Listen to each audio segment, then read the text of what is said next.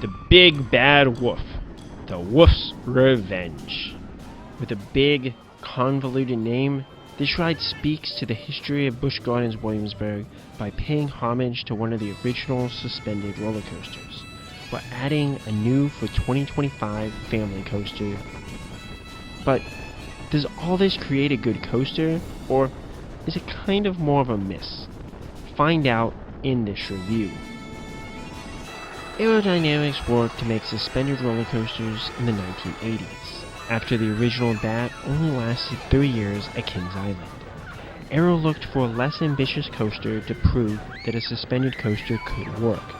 Thus, in 1984, Accelerate opened as the second Aero suspended coaster, and the second modern suspended coaster. That same year though, Busch Gardens Williamsburg took on a much more ambitious coaster, the Big Bad Wolf, which featured a 99-foot drop and solid forces throughout the layout. With Aero going bankrupt after building X2 at Six Flags Magic Mountain, spare parts for the Big Bad Wolf became difficult to find, and more expensive when they could be found, leading to the Big Bad Wolf closing in 2009, and being replaced with Verbolten, a solid family thrill coaster, or so I'm told. It was closed for refurbishment on my visit.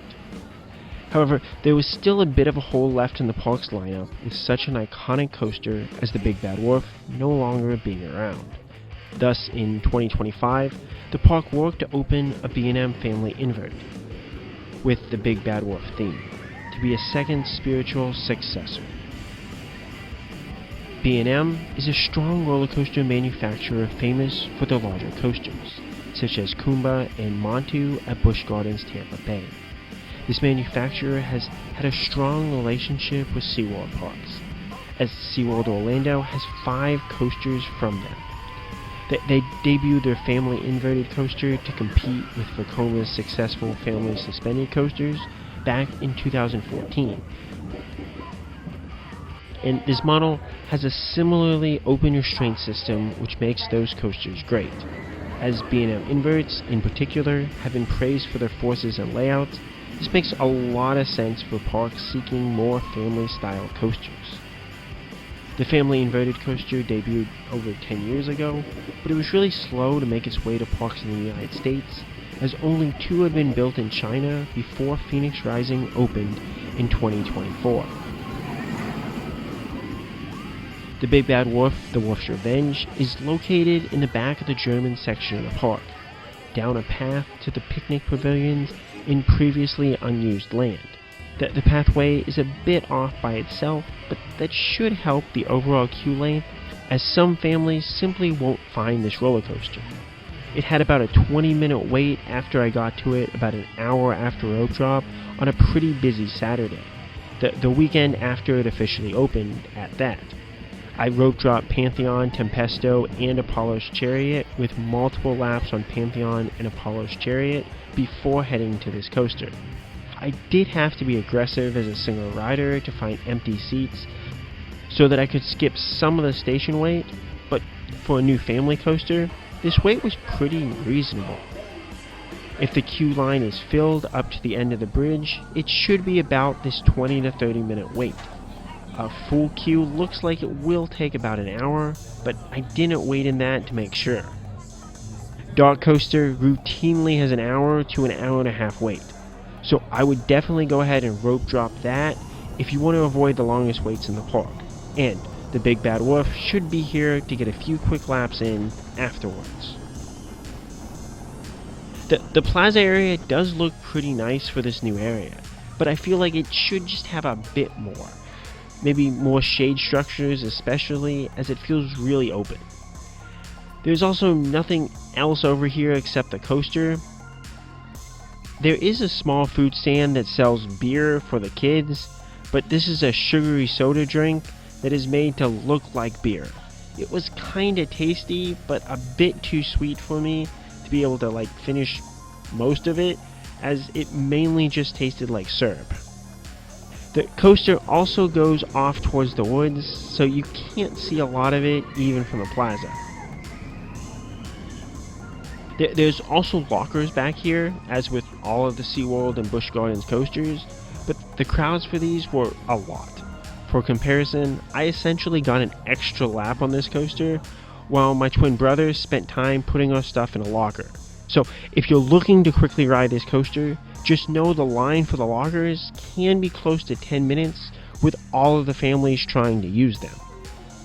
As for seat placement, I definitely preferred towards the front of the train, as it offers mild floater airtime through most of the elements, as you're pushed through what feels like everything on this coaster. The drops are a bit weaker, but those aren't that strong to begin with, even if the coaster tries to focus on them. I was able to get a back row ride and a second row ride, but I did not wait for the front, as that easily had an extra 20 to 30 minute wait. The crews were dispatching this coaster really quickly, and it does have 2 trains, unlike similar style coasters out there, so it really did a fine job with overall capacity. Unlike, say, Dark Coaster? A large part of this coaster is its theme, and this is nice as you can see the various houses as you fly by them, adding just that bit more to the overall coaster, especially as the forces are gonna be a little bit less. There's also onboard audio, but with all the noise the coaster itself makes, I really couldn't hear this much on ride, which is a bit disappointing, as likely it could help elevate the overall experience. After leaving the station, you go around a small pre-lift turn before quickly going up the first lift hill. The drop off of this is fairly steep, especially for a family coaster like this, but it's also relatively short. Still, the gimmick of this coaster seems to be the quasi-airtime and drop feelings that you get from these various small hills, which is an interesting focus for a family coaster, as it likely will make those scared to ride a bit more scared, but not do too much for high thrill seekers. The drop is then followed by a bunny hill that gives some light floater airtime, which is a neat sensation to see on an inverted coaster as you fly further out and away from the park. This leads into a double down where you twist into the first drop, and then pop slightly up to get some sideways forces on the turn. This coaster does a great job of having more sideways track throughout the layout to really help give some sideways airtime mixed into the overall ride experience. This leads into a larger overbank that is designed to give you some of that sustained sideways floater, which again is a nice touch before flying down past the gates to a town that the wharf has obviously intact. This leads into some turns, including a downward helix that really doesn't have too much force to it. It goes past those various houses of the town, which really is the best done theming on ride, before a quick second lift hill. I do like a second lift hill on a family coaster, as it just feels like it's adding that extra special touch to a ride like this. Though there doesn't seem to be much after this lift hill, so it kind of feels like the Loch Ness Monster in that respect. This offers another steep but shallow drop off the brake line that doesn't do a lot, but likely hits hard for sensitive riders. Then you have another overbank to give you sideways floater airtime before a few more turns around some picnic tables. Lastly, you end your ride on the brake line, where you finally notice that there's onboard audio. Overall, how good is the Big Bad Wolf, the Wolf's Revenge? This offers a fast-paced family coaster that throws elements at you with a blitz of small drop feelings, airtime, and sideways airtime, all of which I'm just not used to seeing on an inverted coaster like this. Some of the elements don't do a lot and feel a bit like filler despite contributing to strong pacing. Others are just dialed back as they're trying to be aggressive coaster elements that play well to families, and I'm just not sure if this compromise does a good job for either party. I liked Phoenix Rising as a coaster more, as most of its elements are strong.